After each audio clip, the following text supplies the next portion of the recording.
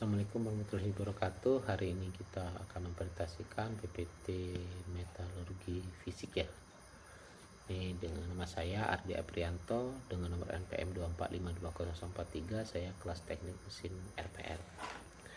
Oke, hari ini langsung kita pembahasan tentang diagram TTT dan CCT, perlakuan panas, perlakuan permukaan, mekanisme penguatan.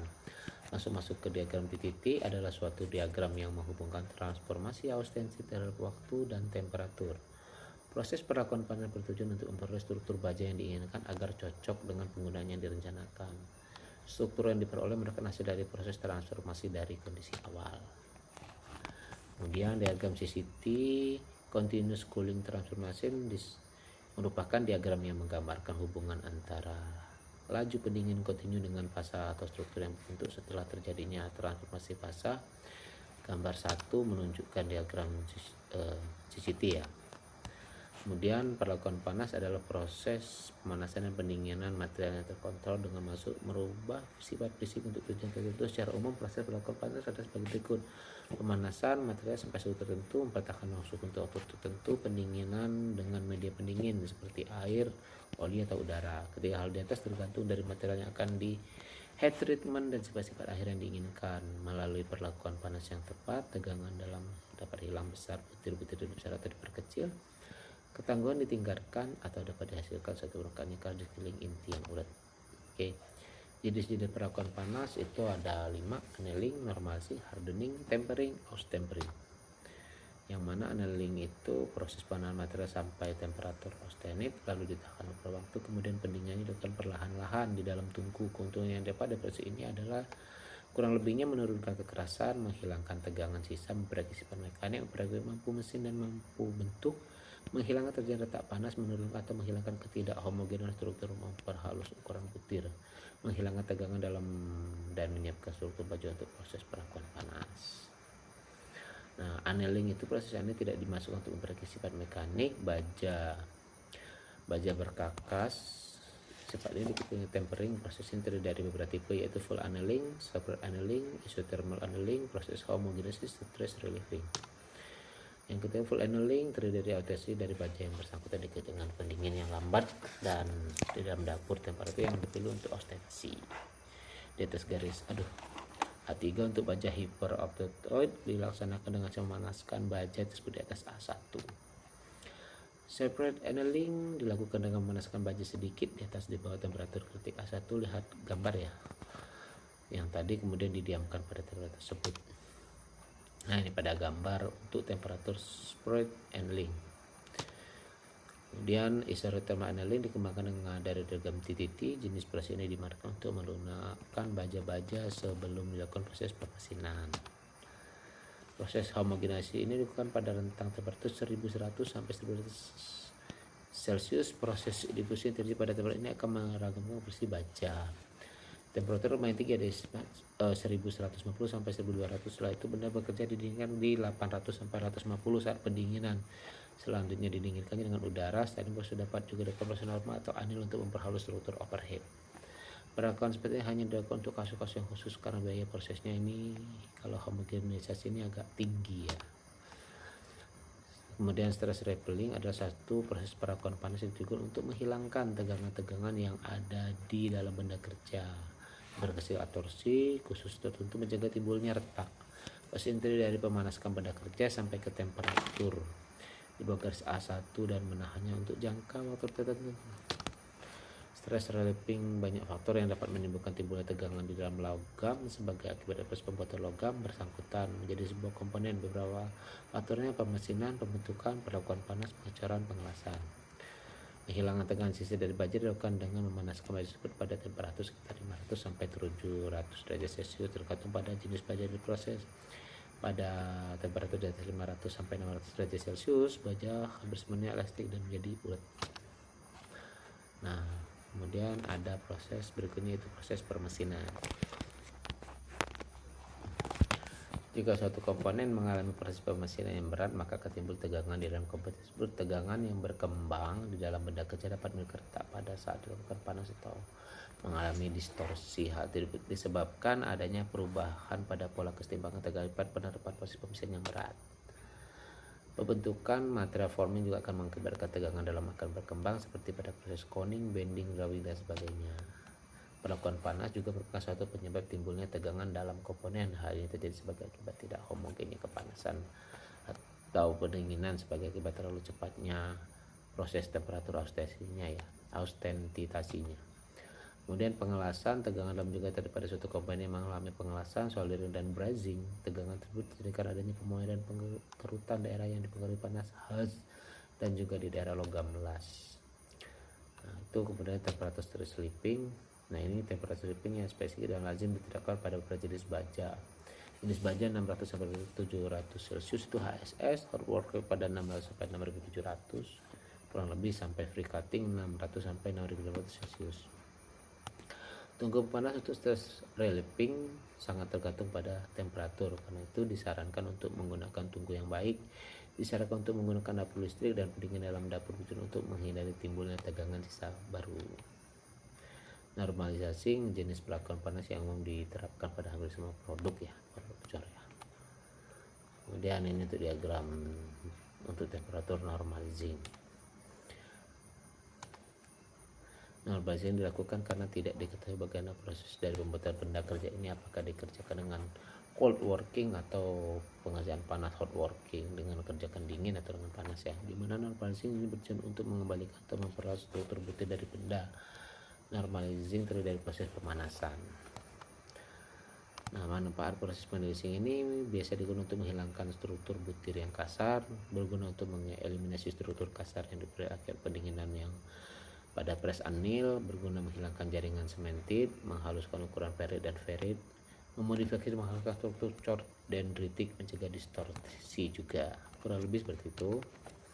Hardening, proses perlakuan panas yang diterapkan untuk menghasilkan benda kerja yang keras. Perlakuan ini terdiri dari memanaskan baja sampai temperatur panasnya diperoleh kekerasan yang diinginkan. Alasan memastikan menahannya pada temperatur asosiasi adalah untuk melakukan sementit dan austentit, kemudian disebut dengan proses quench. Quenching merupakan proses pencelupan baja yang telah berada pada temperatur pengerasnya dengan laju pendinginan yang sangat tinggi agar diperoleh kekerasan yang diinginkan. Kurang lebih pada grafik pemanasan, quenching, dan tempering seperti ini ya. Transformasinya, temperatur pengerasan digunakan tergantung pada komposisi kimia ya, kadar karbon ya, ini tergantungnya. Untuk baja karbon hypochlorite adalah sekitar 30 sampai 500 Celcius di atas garis A13. Temperatur pengerasan ini diagramnya.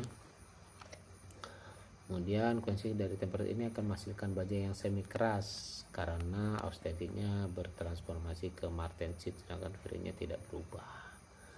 Itu untuk temperatur pengerasannya. Kemudian pada baja hipertertoid dipanaskan pada daerah aqueous-state dan cemented, kemudian didinginkan dengan cepat agar diperoleh martensit yang halus dan karbida yang tidak larut ya.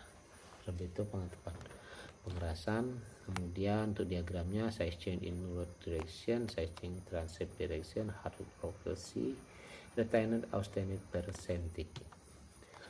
Tahapan pekerjaannya itu dikeraskan terlebih dahulu, dibersihkan dari retak, oli dan sebagainya. Jadi kotoran sudah dibersihkan.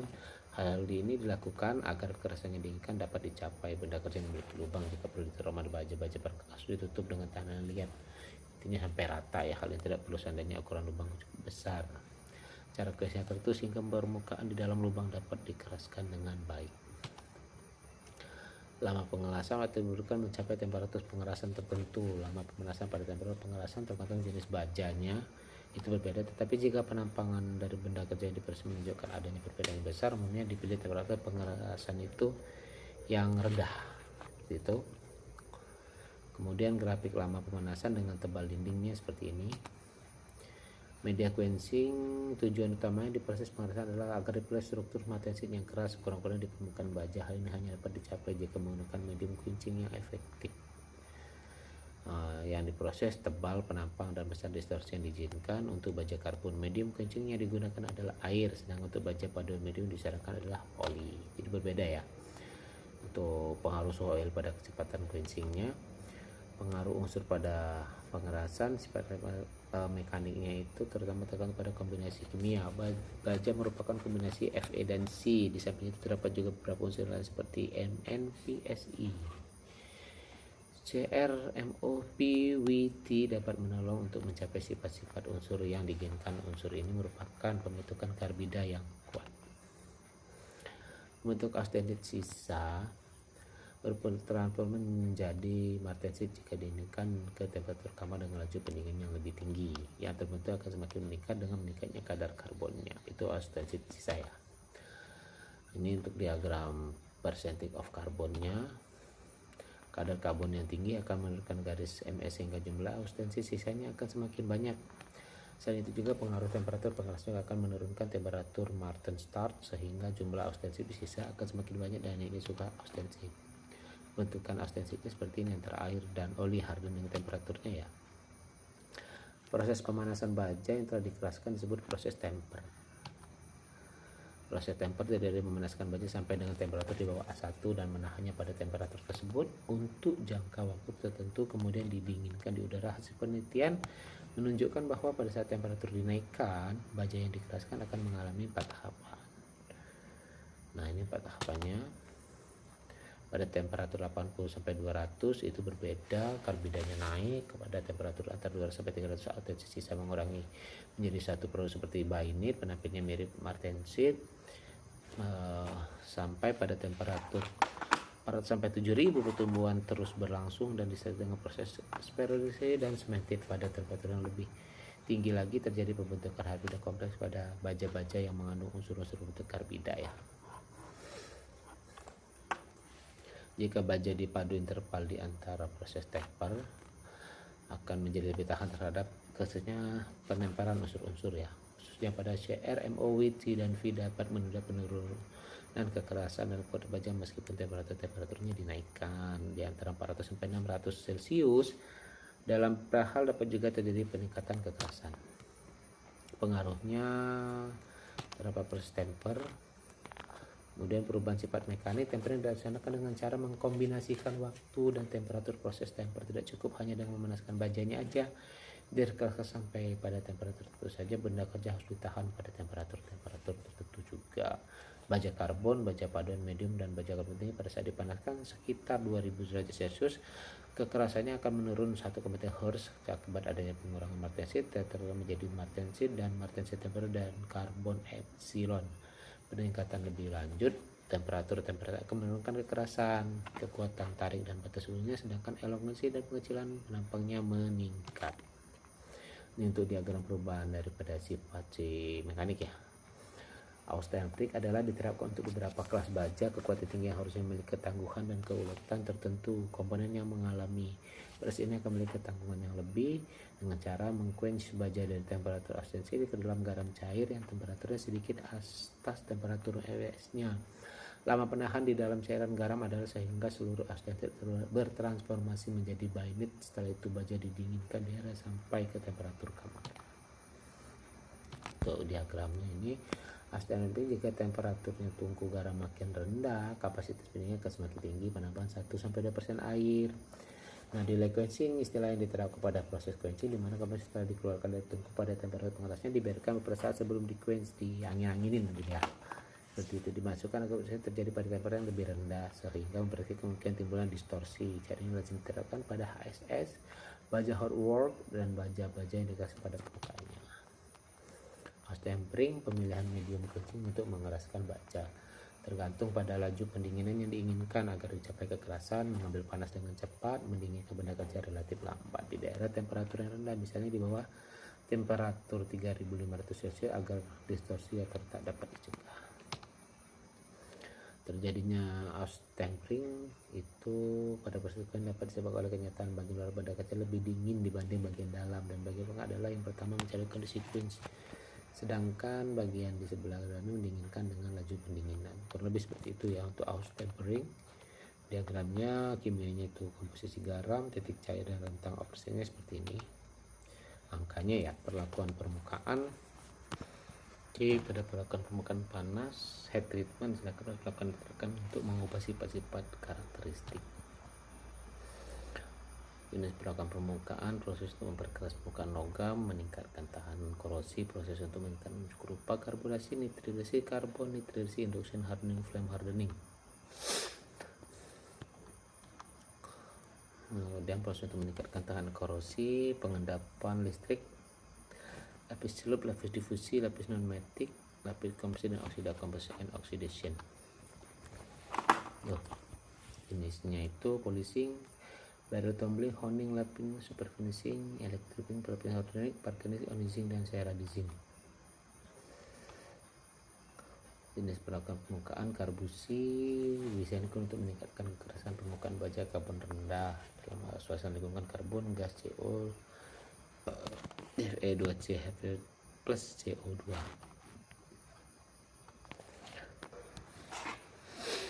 Proses karbonitrasi biasanya digunakan untuk meningkatkan kekerasan permukaan baja karbon rendah ya. Itu induksi hardening berbeda dengan 3 proses sebelumnya. Pengerasan induksi tidak mengalami perubahan pada komposisi kimia. Flame hardening sama dengan proses induksi, tetapi sumber panasnya berasal dari nyala api terus membakar oksiasetilin. Mekanisme penguatannya, deformasi plastik kristal tunggal dalam hubungannya dengan gerakan dislokasi tunggal menggambar kondisi paling ideal untuk kuliah lebih mendalam. Penyederhanaan dilakukan oleh kondisi kristal tunggal segi bahan membantu melukiskan perilaku deformasi. Penguatan butir, penguatan mekanik batas diberikan oleh eksperimen pada kristal di mana perbedaan oksidasi adalah batas butir bujur diubah secara sistematik untuk kristal tunggal. Hubungannya mengusulkan satu hubungan umum antara tegangan lulu dan sifat mekanik lainnya. Ukuran butir sebagian besar pengukuran ukuran butir bertujuan untuk mencari hubungan antara batas butir. ASTM, hubungan antara bilangan ukuran STM dan N, yaitu butir tiap hubungan dinyatakan oleh persamaan berikut. N221. Pengerasan strain hardening adalah penguatan yang terjadi apabila logam deformasi plastik. Apabila logam diregang sampai terjadi deformasi plastik, maka logam tersebut akan mengalami kesan regangan. Terus kemudian penguatan larutan padat, solid solution hardening adalah penguatan yang terjadi akibat penambahan unsur paduan yang larut dalam bentuk larutan pada substitusi atau larutan pada interaksi. Pengerasan fase kedua, second phase hardening, adalah penguatan yang terjadi melalui melarutkan mendistribusikan fase kedua. Pengerasan precipitation hardening adalah penguatan yang terjadi akibat mencari fase baru. Bentuk larutan padat, ada jenis mekanisme larutan termasuk penguatan dispersi, penguatan batasi, penguatan teks. Oke, terima kasih. Itu presentasi saya.